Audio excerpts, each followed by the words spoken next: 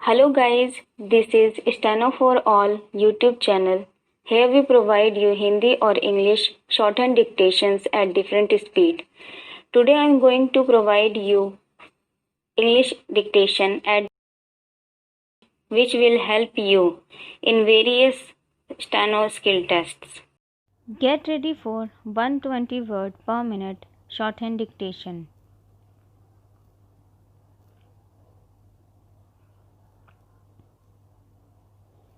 Start.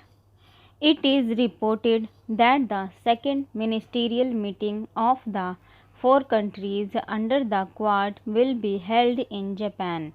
Sadly, the person who conceived this idea, Shinzo Abe, has stepped down as the Prime Minister of Japan. Mr. Abe was a strategic thinker who thought beyond the limited time frame of Japanese revolving door politics. In 2007, the Quad, the United States, Japan, India, and Australia, was an idea whose time had not yet come. That was a different world, an evolution. The global financial crisis was still lurking in the shadows as America continued to enjoy its unipolar moment. The American establishment still believed that it could somehow persuade China to become a responsible stakeholder and, in any case, required Chinese goodwill in dealing with America's priorities, the nuclear issue with North Korea and Iran, and the war on terror. Japan and Australia were riding the China boom to prosperity.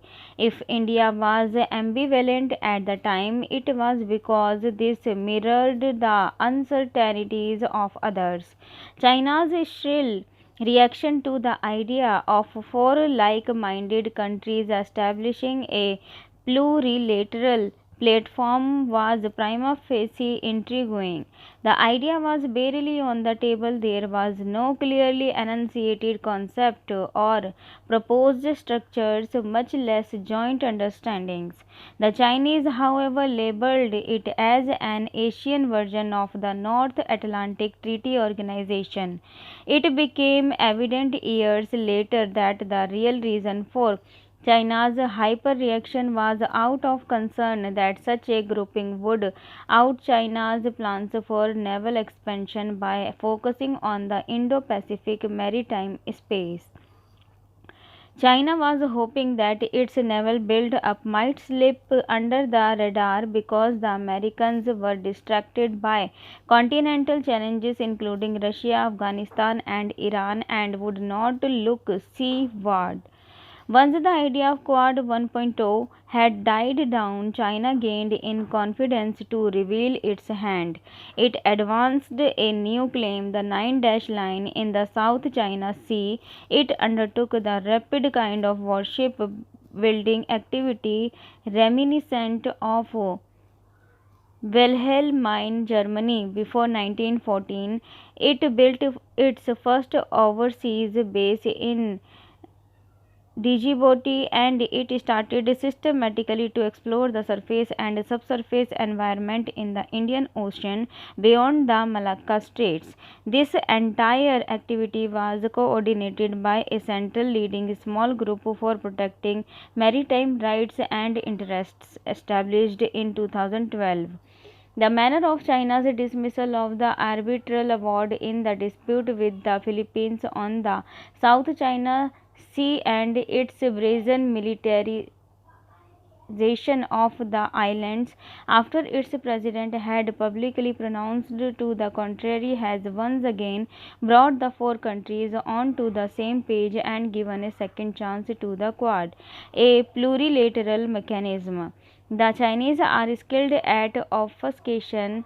They will perhaps endeavour to conflate the Quad with the Indo-Pacific vision and link both to the so-called China containment theory. The Quad nations need to better explain that the Indo-Pacific vision is an overarching framework that is being discussed in a transparent manner with the objective of advancing everyone's economic and security interests. The Quad, on the other hand, is a plurilateral mechanism between countries that share interest on specific matters.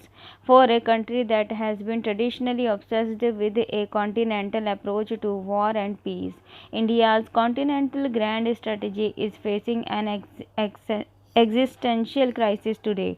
Given that reconciliation with its key adversaries, China and Pakistan, is unlikely at this point, and pursuing its ambitious territorial claims on the ground is almost impossible, New Delhi's continental options seem restricted to holding operations to prevent further territorial loss.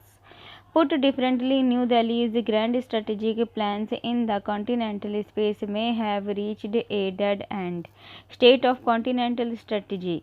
The current state of India's continental strategies is hardly flattering.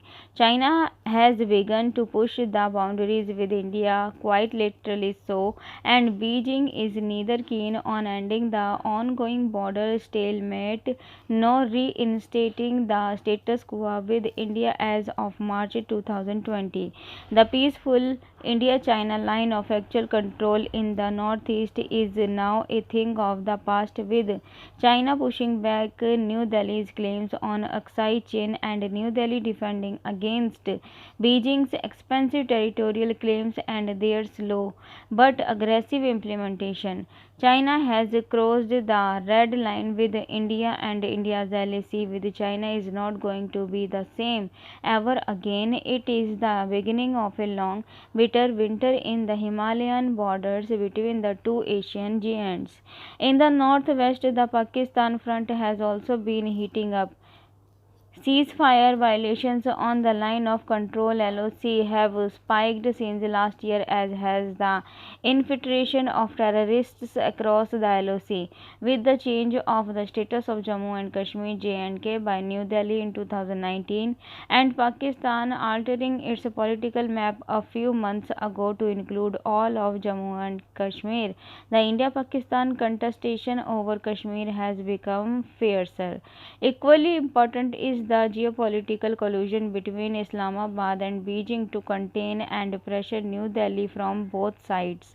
While this is not a new phenomenon, the intensity of the China-Pakistan containment strategy against India today is unprecedented. The extent and intent behind this collusion will determine the future of the high-stakes game in the Himalayas for a long time to come.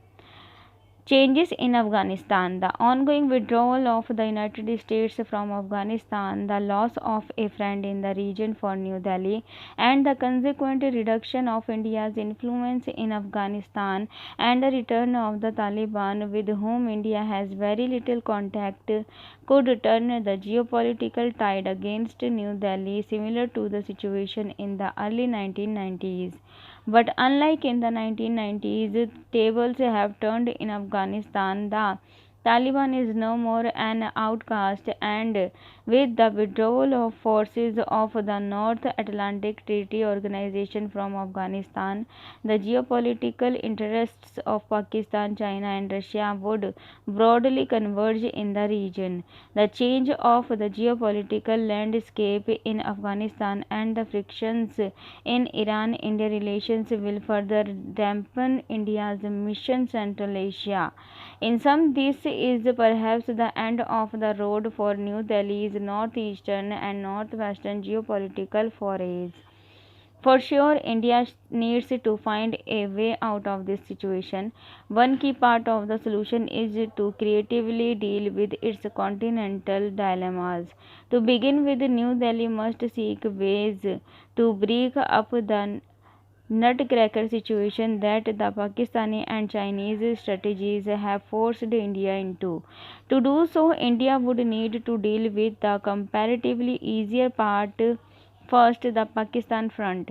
Pressure from the Pakistan front could be eased by addressing the Kashmir question with Islamabad, creating a modicum of normalcy on the LOC by activating existing mechanisms such as the Director General of Military Operations (DGMO) hotline is another way to deal with the Pakistan front. However, there is little appetite in New Delhi to do so.